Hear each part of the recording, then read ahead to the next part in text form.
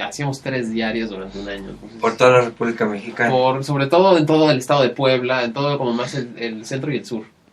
Muchas funciones así. Hicimos de todo tipo. Yo no había ni estudiado, digo, había estudiado pantomima y teatro un poco en la prepa y todo esto, pero pues realmente yo lo hacía empíricamente, igual que Morán, que Mario, ¿no? Y luego él me dice, oye, el año pasado intenté entrar al CEA, deberías entrar conmigo, no sé qué. Pues si no me convence, pues un poco como cuate me dice, vente, vamos al DF a echar relajo un poco, ¿no? Y también hay que hacer casting para entrar al CEA. Y hice casting, hice la fila para entrar al CEA. Y hay que pasar por una preselección y queda muy poco, ¿no? A final de cuentas. Y queda alguien. Y ahí quedaste. Quedé, y yo realmente, si yo no hubiera hecho casting para el CEA y años después me hubiera enterado que existía, porque yo no sabía que existía, yo venía de haber vivido muchos años en Estados Unidos y en mi casa no se ve televisión, mi papá pues, ve mucho cine independiente y compra películas de todos lados, pero no vemos televisión desde niños. Entonces yo no sabía que existía el CEA, yo no sabía qué era, pero si yo me hubiera enterado hoy en día que existía el CEA, yo hubiera creído que no entra nadie de la fila. No entra nadie, o sea, hubiera creído que estaba seleccionada la gente que ya era y que eran el amigo del amigo y el tal. Pero hoy en día yo digo, pues, y lo digo y se los juro, yo llegué en la fila, yo hice fila casi con mi folder y no me conocía a nadie, yo no conocía absolutamente a nadie del medio, o sea, yo llegué de la nada, tal cual, ¿no? O sea, yo llegué a formarme un día porque el día anterior me había dicho mi amigo que había una escuela y que apoyaban y que estaba muy padre. Y si no veían televisión en tu casa, ¿por qué ser actor de televisión? Si es algo que a lo mejor en tu casa pues no estaba como cultura, ¿no? Claro. A lo mejor muchos empiezan a hacer porque ven al actor en la televisión o porque quieren ser como tal, o cuál fue tu inspiración para querer llegar a ser actor. Mira, fue mucho destino también.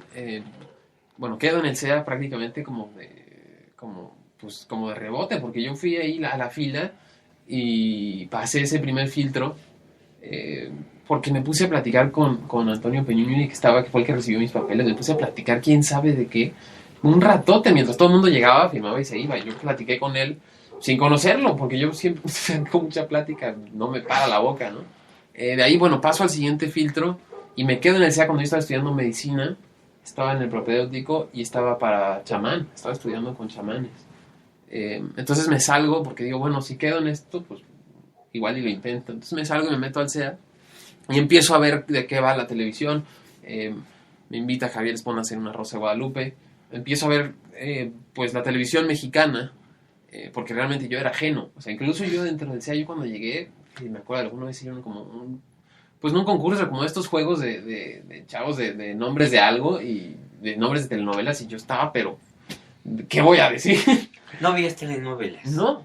¿No sabías de María del Barrio? Y ni siquiera fue de una manera elitista, simplemente no crecí con esa cultura. No creciste con esa cultura. Y todo el mundo, no, es que tú vienes, y decía, no, pues, o sea, no es que no quiera, simplemente, pues, pasaron los años y yo crecí, pues, en una familia que mi papá veía mucho cine argentino, veía mucho cine pero no se veían telenovelas. Pero no se veían telenovelas. No se hablaba de telenovelas No se hablaba de telenovelas en mi casa. Mi papá hablaba de las revoluciones.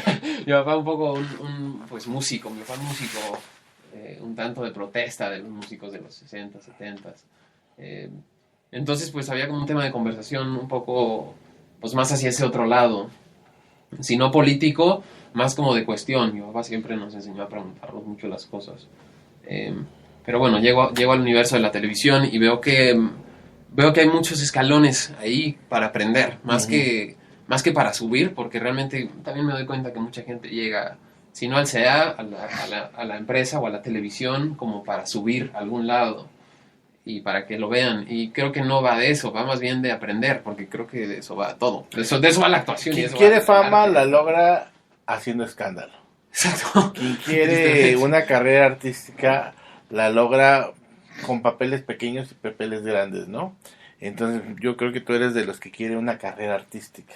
Sí, sin duda. Y pues creo que todo a su tiempo, no hay prisa.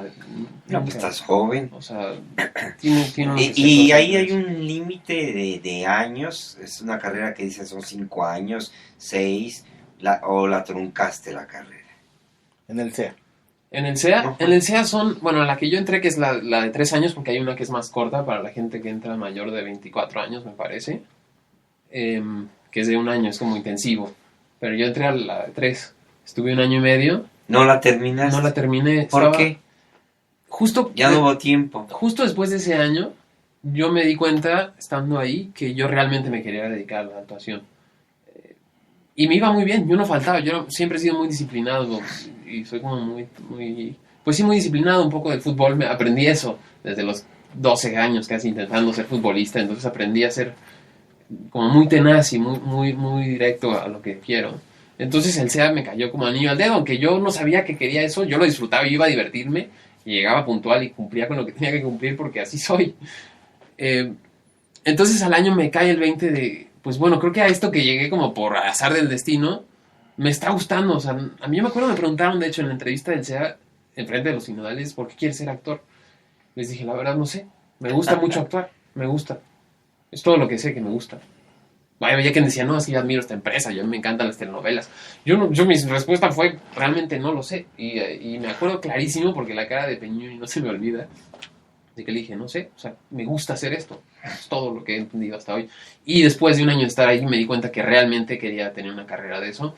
Y me puse a investigar en dónde había estudiado la gente que yo admiraba, que venía un poco del cine, más que nada, ¿no? Desde Marlon Brando, Meryl Streep, pues toda esta camada de actores que me toca a mí ver, desde en Taxi Driver a Robert De Niro, estos actores que yo admiraba desde antes, porque pues fue con los que yo crecí, ¿no?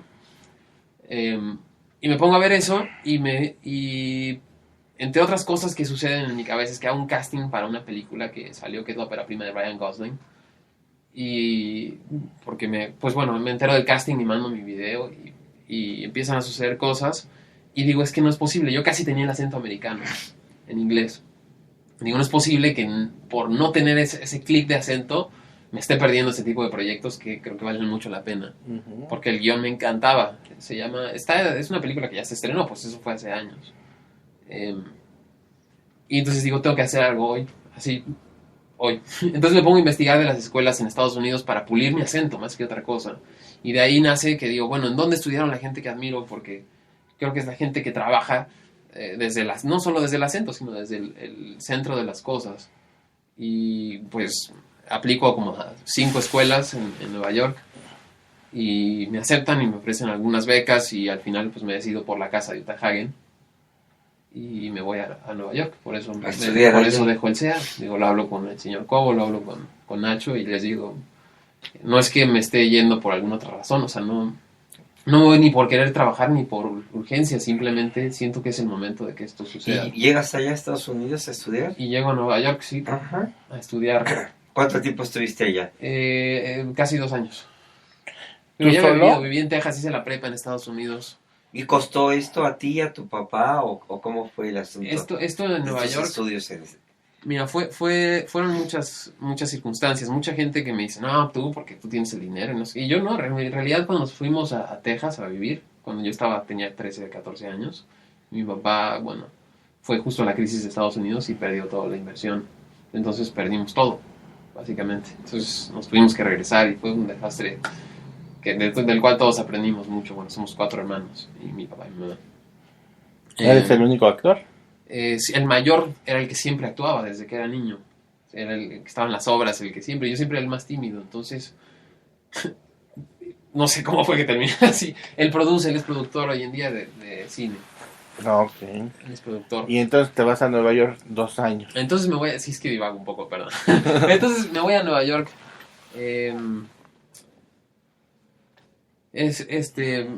voy a Nueva York este tiempo y me voy, me voy un poco con el apoyo. Yo, como no tenía dinero ni siquiera para la inscripción, porque me daban una beca muy buena. ¿De dónde salió el dinero? Pero yo lo que hago es le escribo a toda la gente que conozco que me pudiera apoyar y les digo, mira, estoy juntando ¿Pediste para ayuda? Conseguir, pido ayuda y les digo, te firmo para esto. ¿A los amigos? A tíos, familiares. ¿Y cooperaron?